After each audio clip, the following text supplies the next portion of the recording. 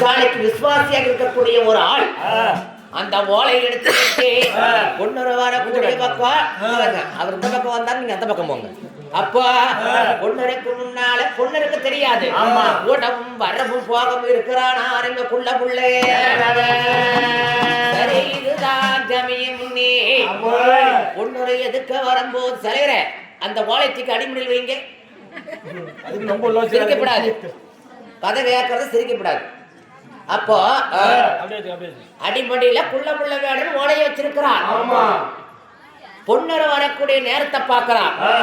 பொண்ணரு கை சோந்து மெய் சோந்து வேர்த்த முகத்தோடு நடந்து வரும்போது புள்ள புள்ள வேடன் கோடகைக்காரன் ஓலையை கையில எடுக்கிறான்.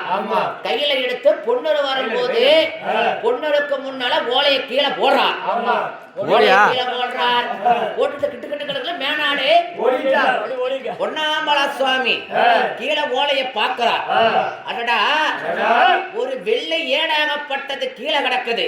இது யாராவது மிதிச்ச மண்ணா இருப்புன்னு சொல்லி ஒரு கால் மண்டிக்கிட்டு ஒரு கால் குந்த வச்சு அந்த ஓலையை எடுக்கிறார். எடுத்து கச்சையில அப்போ எங்க மகடமுடி சங்கரே அந்த ஓலைய பாக்குறான். பாத்தம் பெருப்பாடு அண்ணன் தம்பி ரெண்டு பேர் அண்ணா என்னன்னா ஒரு ஓலை வீழ கடந்தது. அந்த ஓலை எடுத்துக்கிட்டே அந்த ஓலை எடுத்து அடிமடியில வச்சிருக்கிறேன்னு கேட்கிறா சங்க. அதுக்கு அண்ணன் தம்பி ரெண்டு பேரு தம்பி என்னமோ தெரியல கண்ணு அந்த ஓலை ஒண்ணு கீழே கடந்தது வெள்ளை ஏடாக கடந்தது யாரு வட்டாலும் மண்ணு பட்டு போயிரும்னு சொல்லி மிதிச்சா